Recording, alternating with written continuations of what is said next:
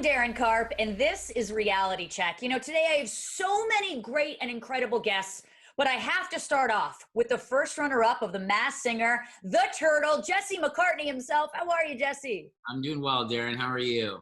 I'm so excited to have you here. I've been a big fan for a long time. You did such an amazing job all season long on The Masked Singer. It was really a months-long process, which culminated in you coming in second place, which is pretty great.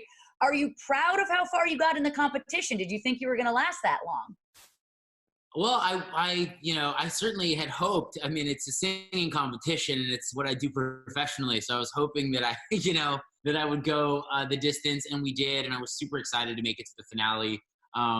There's such a high level of competition at that, in the final stages there. So I had such a fun time. It was such a bizarre, but also really exciting and memorable experience.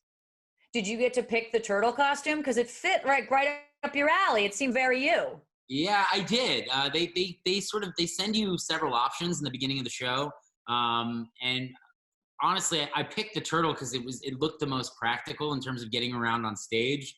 A lot of the other outfits, there was just no way you could even move. Yeah. And I knew dancing and moving was going to be a big part of my show up there on stage. So I picked a costume that at least had pants. And then from the torso up, obviously it was a whole nother thing. But yeah, it was such a weird and cool experience. But the actual outfit itself was, took a few episodes to get used to. Yeah, I'm sure. But the turtle looked a lot easier to move around in than the taco per se. So I was glad you chose it. But I'm curious, you've been wildly successful for such a long time. Why did you decide to sign up for the show in the first place? Well, it just looked like a fun experience. My buddy T-Pain won season 1, and I saw what it did for sort of him and improving, how great he is as a vocalist. Because I think a lot of people, when they think of T-Pain, they think of the famous auto-tune sound. And I think that's something he wanted to get away from. And I think for me, it was similar in the sense that a lot of people maybe hadn't heard my music in many years or didn't know what I was actually vocally capable of. And I actually feel very confident about my vocals at this point in my life. I think I'm the most vocally, I'm at my peak right now in terms of my vocals. And it just felt like a great place to be able to launch all of that material and sort of reintroduce people to the music that's coming out. Well, you definitely reintroduced us. You were a smash hit. In one of your package clues, you talk about having many almost moments. Does this feel like another almost moment for you, or is this a complete moment on Masked Singer? Maybe, yes and no. This was a lot more lighthearted and a lot more fun. And I think this show was, this is the definition of not taking yourself too seriously. Literally you're singing songs dressed up as a turtle. It was ridiculous. So I think those almost moments were earlier in my career where there were some really missed opportunities that had nothing to do with me. They were all political, like kind of the terrible side of the entertainment industry that you see. Just for an example, I was cast in this M. Night Shyamalan movie when I was 21 years old as one of the stars of the film. And I was gearing up for this huge studio picture, and we were going to fly to Greenland and start filming for 6 months. And a week before, I was replaced for no reason other than it was just like this political move. And like something like that, when you're 21, you're a lot more fragile. You don't really know how to handle it as well. And so just those kind of moments happen over the course of my career many times, much more than I would have liked. And I think that's kind of what I was referring to for those almost moments. But I wouldn't say The Masked Singer competes with, that kind of level of movie. This was just to have a good time, and win or lose, I was out there to just have fun. Well, you definitely looked like you were having fun, and social media kind of went into a bit of a frenzy at your loss. Did you guess that Candy was the Night Angel after hearing her performance? And here's the question. Do you think the wrong person was crowned the winner? I actually didn't know who Candy was. I didn't recognize her voice because I don't think a lot of people know her as a singer.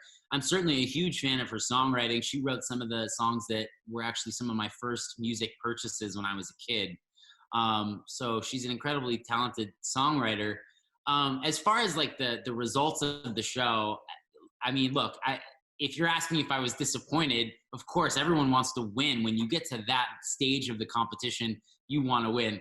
But I mean, it would be impolite of me to talk about the actual result. I think, that's for the internet to chew up. To troll over. Yeah, you're too mature for that, Jesse. Well, speaking of just maturity, the show really tugs at heartstrings sometimes. Your performance of Before I Let You Go by Louis Capaldi brought tears to Nicole's eyes for sure. And Candy even got really emotional after winning, speaking about being more open to releasing music on her own. You also talked about how this experience changed you as an artist. Is there an element of self-realization that comes with The Masked Singer? Well, I mean, to be totally honest, that, there's a lot of punching up of the drama when they do the narratives and all the clue reveals and stuff. I mean, certainly it's made me a stronger performer when you're able to sing with 40 extra pounds on your back and able to get a decent vocal out week in and week out. That was enough for me to make me feel like I've come out of this stronger. But there was nothing about the my narrative throughout the season that played into any sort of victim thing, and I made it very clear to the producers, like, I don't want to be that guy. Like, my life is full. I'm super happy with where I'm at. And, I just don't want to be like, woe's me throughout the season. Yeah. So I tried to keep it upbeat and just sort of positive throughout the show. You definitely did. Now, outside of The Masked Singer, you and your beautiful fiance, Katie, will make an appearance on Fox's Celebrity Watch Party, which is super exciting. How was that experience? And are we going to see you reacting to the finale of The Masked Singer on it? I think you will. And also, the show is it really plays to both mine and Katie's strength. She's in improv comedy, and like that kind of show where you just get to riff and talk about, what you're seeing in front of you. It's like dancing, the two of us go at it and just start making fun of what we're watching or making fun of each other. And it was just a fun little show to be a part of.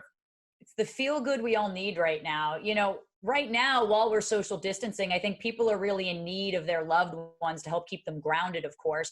You released a new song, Friends, that kind of encompasses that whole thing. Can you talk about your inspiration for the song and if we'll be getting an EP to go along with the new music? Well, there's going to be a full-length album, actually, but it remains to be seen when we're releasing it, and that's partly because of this whole COVID thing that we're all experiencing at the moment.